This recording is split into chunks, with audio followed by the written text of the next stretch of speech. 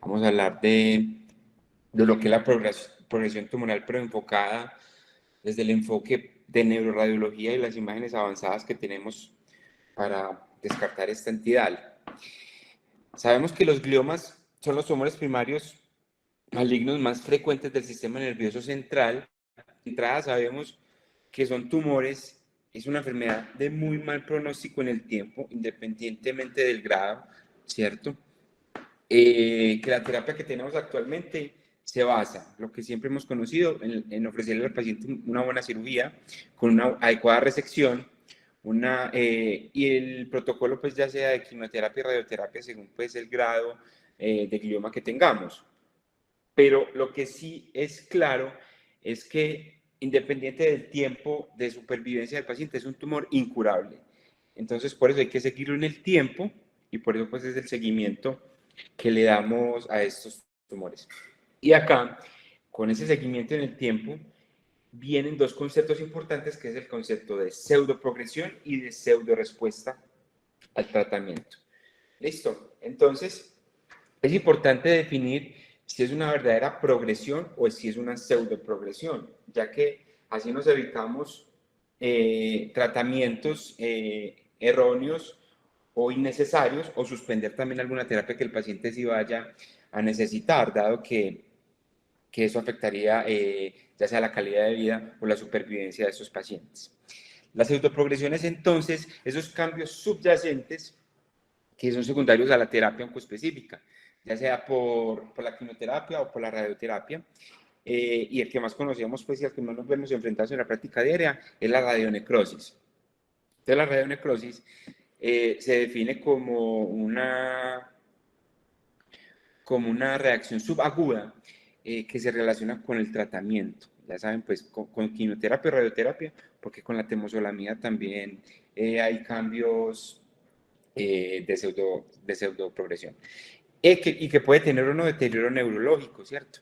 Patológicamente es una necrosis fibrinoide de la pared de los vasos, por ende hay disrupción de la barrera hematoencefálica, hay una lesión oligodendroglial, lo que lleva a una hipoxia celular, lo que incrementa la permeabilidad, y fisiopatológicamente lo que vemos con el edema.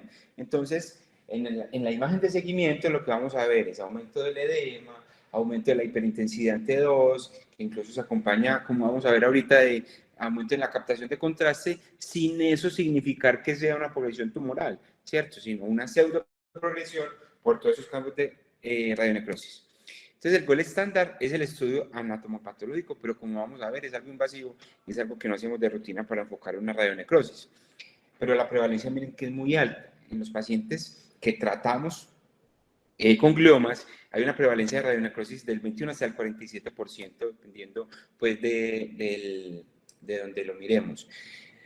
Radiológicamente, que es lo que vamos a ver y es lo que nos llevan a consulta, se ve como nuevas áreas de realce al contraste en el seguimiento, pues, en los primeros 3 a 6 meses, luego de quimio o de radioterapia, ¿cierto?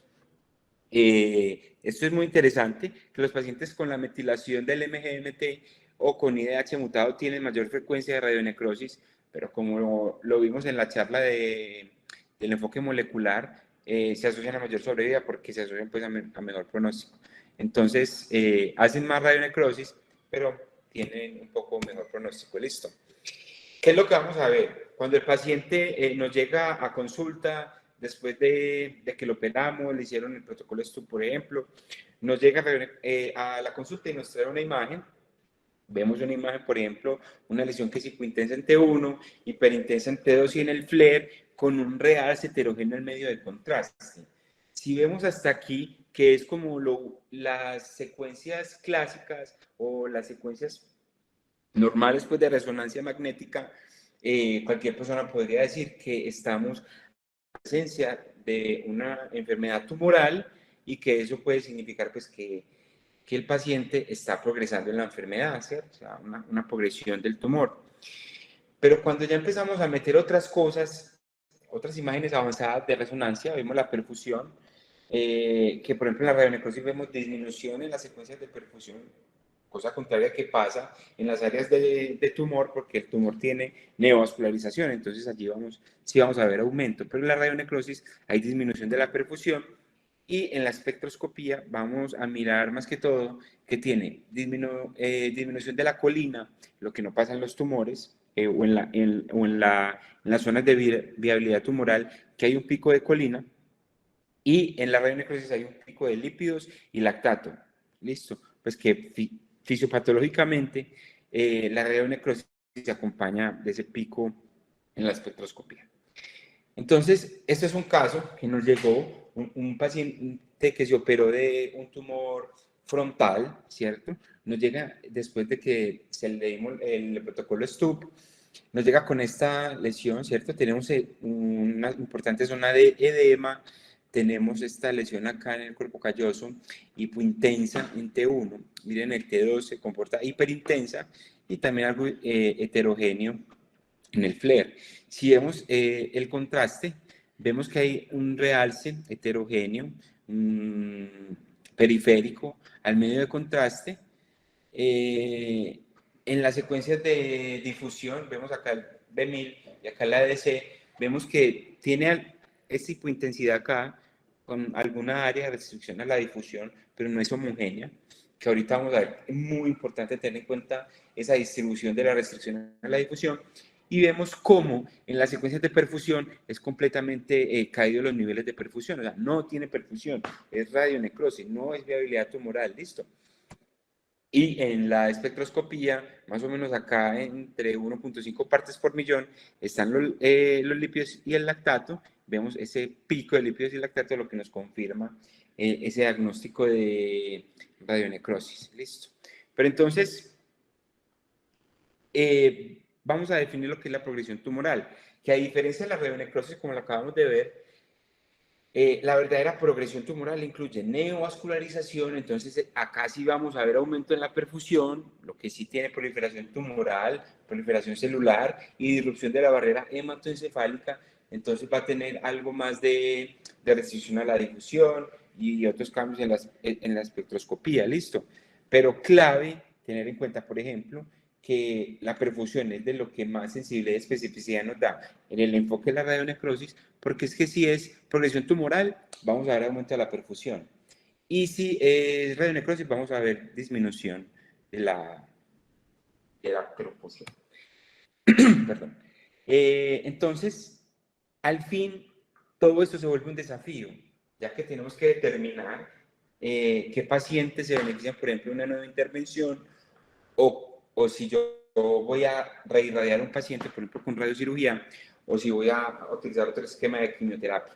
Entonces yo debo tener muy claro eso cuando me llega el paciente, porque yo lo muy listo. El paciente llegó en radionecrosis, yo le voy a dar manejo sintomático, listo, para el edema, para la radionecrosis. Pero si el paciente en realidad sí tiene una progresión de la enfermedad, yo debo reorientar el caso y definir pues, qué terapia se va a llevar nuevo al paciente. Listo. Entonces, como dije ahorita, para pseudoprogresión, el gol estándar para radionecrosis sigue siendo el estudio histopatológico, pero es invasivo y ya son pacientes que tienen un detrimento de la calidad de vida, que no quieren someterse a más cirugías, entonces por eso toma mucha importancia la interpretación de los estudios imaginológicos, más que todo la resonancia, pues que es el que más tenemos disponible actualmente. Mucho tiempo se utilizó la resonancia convencional, listo, T1, T2, FLAIR y la imagen contrastada. Pero con el tiempo se dieron cuenta que tenía muy poca sensibilidad y especificidad para determinar si era tumor o radionecrosis, entonces fueron añadiendo otras secuencias como la difusión y la perfusión. Digamos que la perfusión nos ayuda demasiado. Luego otra herramienta valiosa que es la espectroscopía, ya con eso tenemos casi un 100% de sensibilidad y especificidad. Y luego, lo que actualmente se viene manejando es los estudios por medicina nuclear, la tomografía por emisión de positrones, que ahorita vamos a ver, que hay dos tipos, una de glucosa y una de aminoácidos, ahorita vamos a ver cuál nos sirve más. Listo. Ya tengo unos criterios imaginológicos y patológicos para yo decir qué es radionecrosis, pero también tengo que tener unos criterios para yo decir, listo, el paciente tiene una progresión tumoral. Hasta 2010 y toda la época de los 90 hasta 2010 trabajamos con los criterios McDonald's, ¿cierto?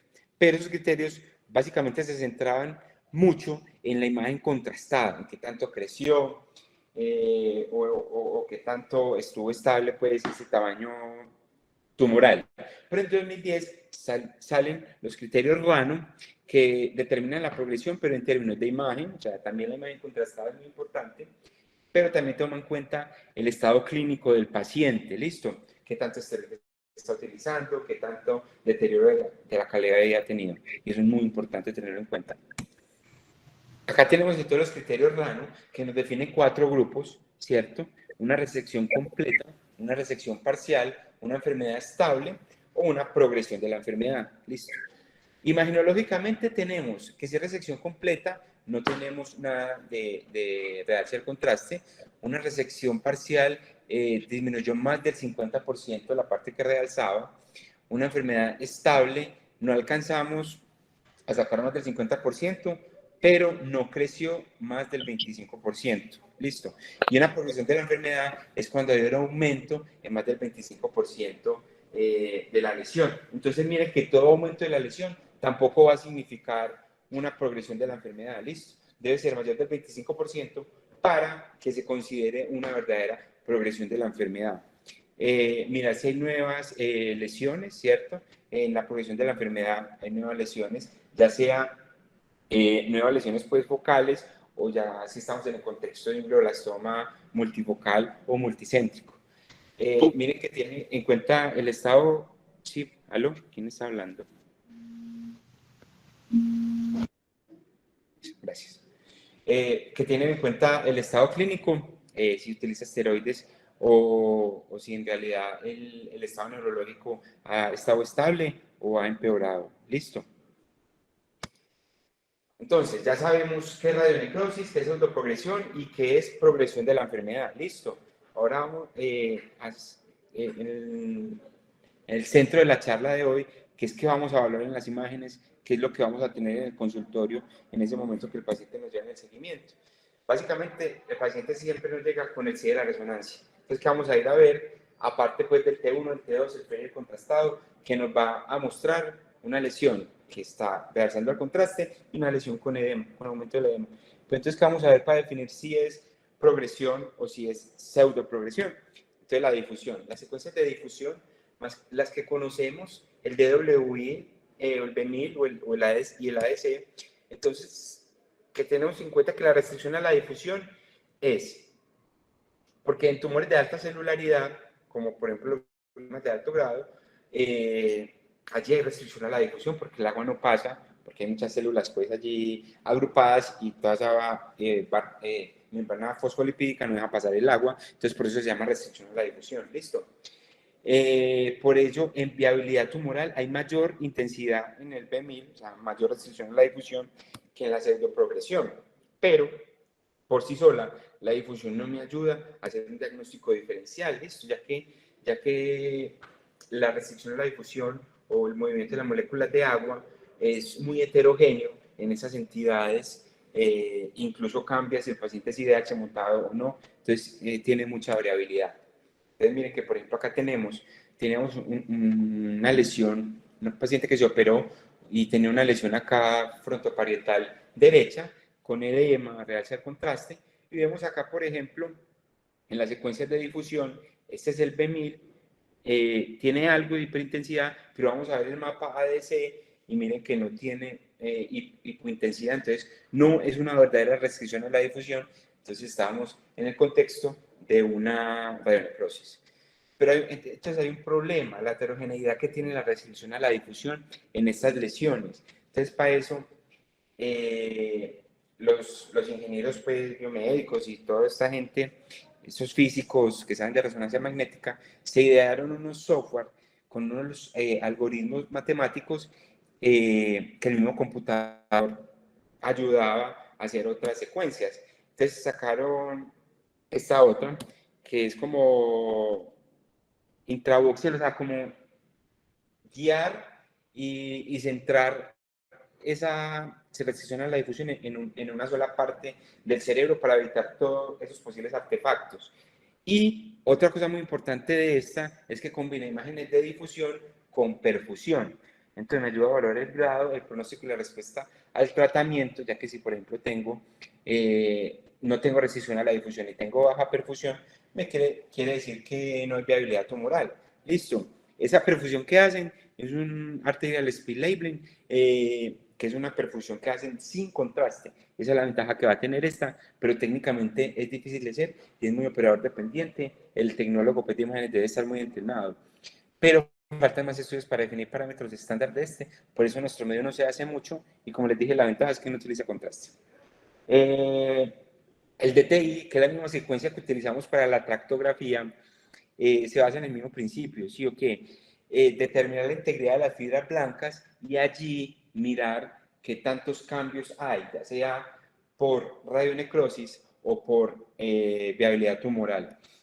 Y allí se mide la fracción de anisotropía y la anisotropía relativa, que la anisotropía, en palabras de pronto más simples, es qué tan desordenadas o cómo es la distribución de esa restricción y de ese paso de las moléculas por los tejidos, ¿cierto? O sea, si es muy heterogéneo, es un alto valor de anisotropía.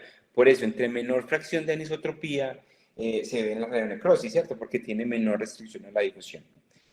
La desventaja es que se demora mucho, técnicamente es difícil. Luego tenemos la difusión de Courtois, que se basa en la difusión de las moléculas de agua. Como les dije, son muy heterogéneas, ¿cierto? Entonces tienen un comportamiento de no gaussianidad, o sea que están muy desordenadas. Por ello, esta imagen lo que hace es evaluar el comportamiento de toda la parte que está restringiendo, ya sea muy heterogénea, y darme un valor absoluto, un valor crudo, y de ahí mirar qué tan heterogéneo o no se está comportando. Eh, Puede ayudar a diferenciar viabilidad tumoral de cambios post-tratamiento, ya que valores más altos es de progresión tumoral. O sea, valores más altos en la difusión de Courtois me dice que en realidad, aunque sea desordenado heterogéneo, hay una importante restricción a la difusión, lo que es más de una progresión tumoral, no tanto de una radionecrosis. Entonces acá lo vemos, por ejemplo, en un paciente con viabilidad tumoral, con progresión. Miren que tenemos una lesión cada temporal derecha, realzando el contraste. Miren el aumento en la perfusión, o sea, ya de entrada sabemos que si tiene algo de viabilidad tumoral. Y si vemos acá la secuencia de la difusión de Courtois, vemos cómo tiene los niveles aumentados, diferente a una pseudoprogresión, una radionecrosis, que igual vemos una lesión que está realzando, pero vemos los mapas de perfusión caídos, o sea, no tiene aumento de perfusión y no tiene aumento en la difusión de Courtois. Entonces, la difusión puede servir como una herramienta para desarrollar matrices de inteligencia artificial, que eso es muy importante y eso es lo que más se está haciendo actualmente en el enfoque de tumores intracerebrales, pero la difusión debe estar acompañada de otras secuencias, ¿cierto? Como las secuencias de perfusión, como lo vimos ahorita, porque se sabe que entonces que los tumores son, que los gliomas son tumores muy vascularizados con proliferación neovascular, por lo que cuando hay viabilidad tumoral vamos a tener aumento en la perfusión. Por lo tanto, me ayuda el diferencial, pero tenemos que tener en cuenta que a veces en algunos gliomas de bajo grado que no tienen aumento ni neovascularización, allí nos va a fallar un poquito este método. ¿Listo? Y desventajas que utiliza contraste. Son secuencias con pobre resolución espacial, aunque vemos el mapa de colores muy bonito, a veces se afecta mucho por artefactos como vasos más grandes y por el hueso. Entonces también tiene debilidades. Listo. Miremos acá una lesión que estaba realzando el contraste, pero no tiene aumento de perfusión. Entonces estamos en el contexto de una radionecrosis. La espectroscopía, como les dije ahorita, mira muchas cosas: colina, creatina, N-acetilaspartato y el pico del lipidocilactato. Listo. Ya sabemos cómo sirve la espectroscopía, que es refleja el comportamiento metabólico, y la radionecrosis tiene disminución del N-acetilaspartato y la presencia el pico de lípidos. Listo. Requiere más tiempo para la adquisición de la imagen, obviamente, unos aproximadamente 30 minutos más.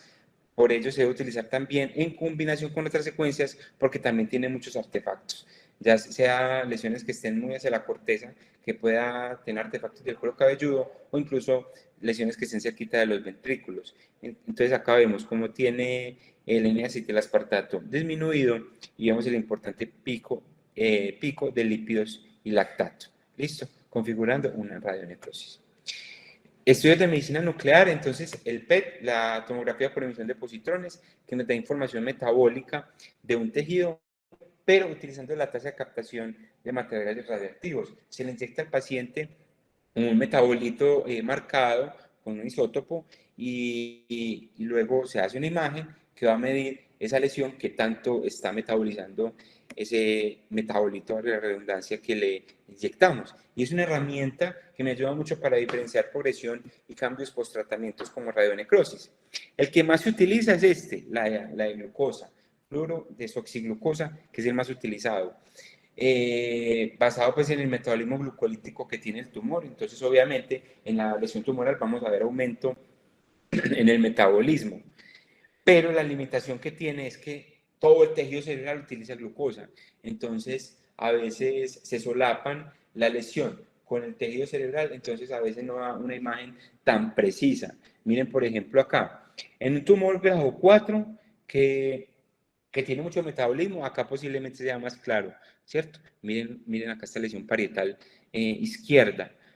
Pero miren también cómo toda la corteza tiene aumento en el metabolismo de glucosa. Y miren cómo, por ejemplo, en un tumor grado 2 es difícil diferenciar en realidad lo que tiene aumento en el metabolismo con glucosa. ¿Listo? Entonces, se idearon el petaminoácido, que es hacerlo con tirosina, con metionina o con fenilalanina, y actualmente el más utilizado es la tirosina, para evaluar la respuesta pues, al tratamiento y ayuda a identificar la pseudoprogresión con un 96% de precisión. Listo. Y tiene una mayor precisión diagnóstica cuando se utiliza, por ejemplo, si utilizamos resonancia solo, tiene una eficacia hasta el 85%. Y cuando utilizamos resonancia más el PET-tirosina, tenemos una sensibilidad y especificidad hasta el 93%. Desventajas de este, tiene una lenta eliminación renal, entonces puede quedar con trazas en la sangre por un tiempo. Cuando se hace con metionina tiene igual sensibilidad, pero tiene una especificidad hasta el 100%, y el DOPA puede alcanzar una especificidad hasta el 100%, una sensibilidad del 94%. Entonces miremos cómo el PET con aminoácidos tiene una mejor precisión diagnóstica.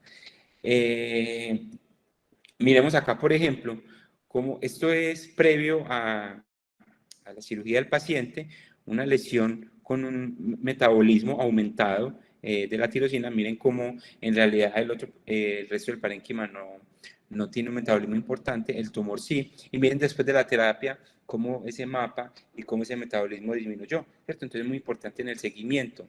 Miren, por ejemplo, cómo esta es la de base, pues la previa al tratamiento. Miren esa lesión realzando al contraste, y después del tratamiento uno diría, esa lesión no disminuyó casi, pero si uno entra a ver y mira el petaminoácido, mira que en realidad sí hay una disminución en ese metabolismo, entonces sí hay una respuesta al tratamiento. Miren acá el de glucosa y el de aminoácido, miren cómo es de diferente, cómo es más claro el de aminoácido y me ayuda a diferenciar mejor el tejido y así hacer un diagnóstico más certero, a diferenciar en realidad lo que es radionecrosis de progresión tumoral. Listo. Esta partecita, un poquito de inteligencia artificial, que es lo que más se está haciendo.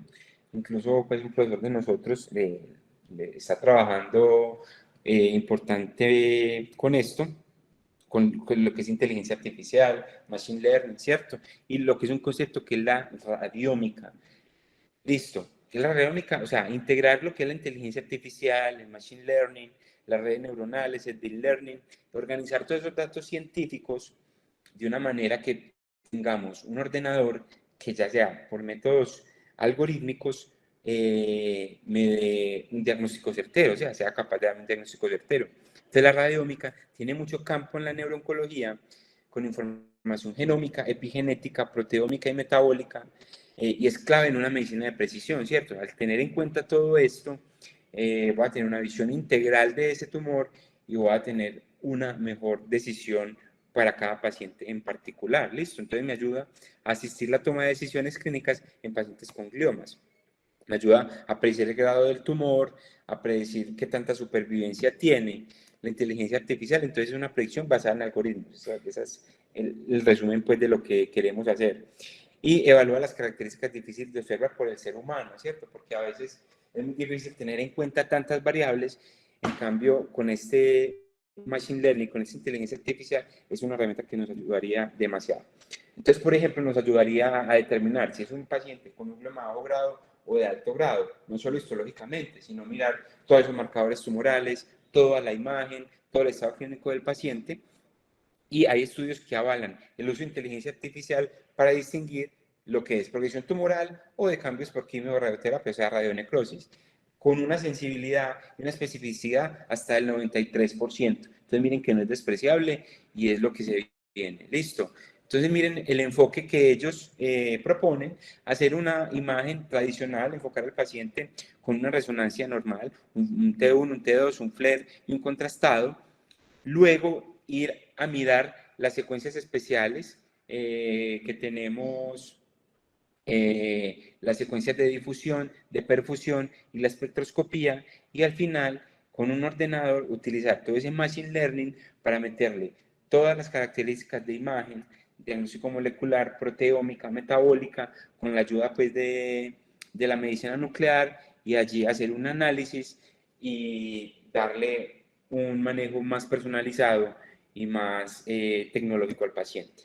Entonces, a modo de conclusiones, entonces, el enfoque de la progresión tumoral es un reto diagnóstico. Eso es muy importante porque yo al paciente le tengo que definir si en realidad está progresando la enfermedad y si yo lo voy a intervenir quirúrgicamente o si lo voy a dar otro esquema de quimio o radio o solamente lo voy a dar manejo sintomático en el caso de una radionecrosis. Hacer uso de las imágenes diagnósticas disponibles y combinarlas para mayor precisión. Listo, no queda no solo que no tiene mayor edema y realza contrastes porque tiene más tumor, démosle más radioterapia. No, hay que hacer todo el ejercicio. La resonancia magnética, entonces mirar las secuencias de difusión, perfusión y espectroscopía, y con la medicina nuclear con el PET aminoácido. Entonces, estamos en un punto de la neurocirugía oncológica que hace poco decimos, es la era molecular, ¿cierto? Todos esos marcadores que nos cambiaron el pronóstico, nos cambiaron el diagnóstico y todo el enfoque. Sin embargo, no estamos lejos de decir que estamos en la era de la inteligencia artificial. Hay varios autores que dicen eso, donde todos los datos obtenidos de los tumores cerebrales van a tener que ser analizados por un algoritmo, por un ordenador, garantizándose un diagnóstico y un enfoque más preciso, y así darle pues el mejor tratamiento a los pacientes, ya que sabemos pues que los tumores cerebrales es una entidad ya muy catastrófica de por sí. Muchas gracias. Cualquier comentario, pregunta. Cristian, muchas gracias, muy interesante. Te tengo una pregunta. ¿Qué tanto nos ayuda? Dijiste que el PET ayudaba más, pero teniendo una espectroscopía, ¿qué tanto más nos aporta el PET? Porque yo veo que todos los días los oncólogos lo están usando más y más, Sino que pero sabemos, realmente yo no he visto que aporte más que la espectroscopía. Y la segunda pregunta, ¿todas esas pruebas de difusión que mostraste se están haciendo acá o solamente la difusión normal?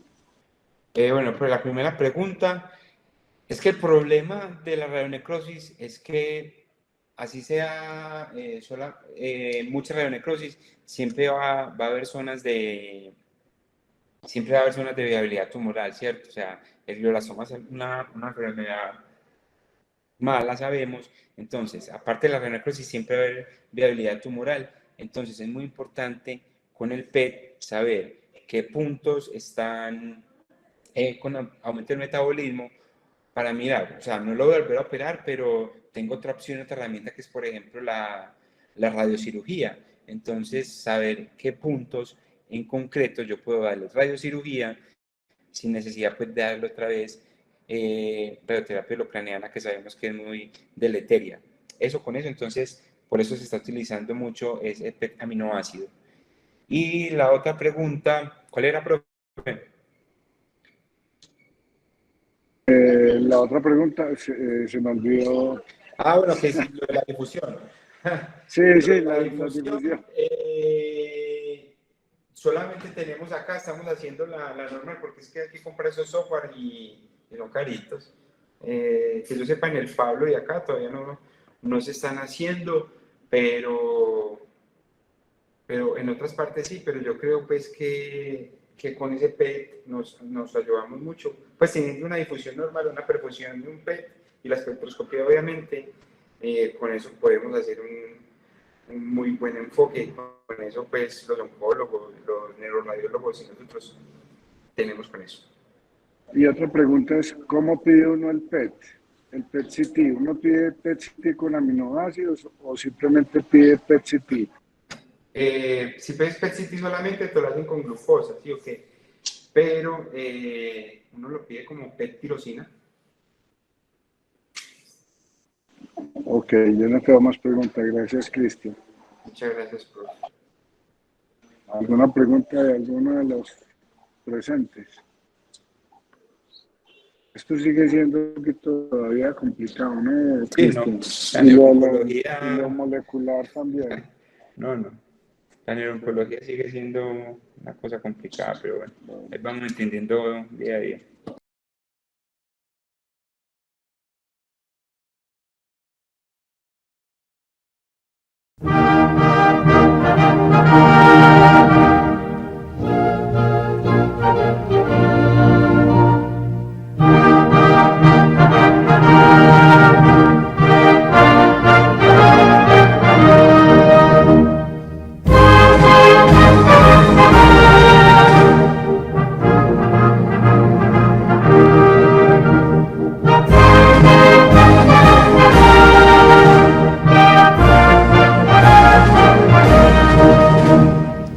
Cantaremos entusiastas a nuestra universidad, alma mater de la raza, invicta en su fecundidad. ¡Viva la universidad! Gritemos todos con gran emoción, ¡que viva la universidad! Cantemos con grande fervor. Madre que de tus semillas, sabias, nobles y entregadas, al pródigo amado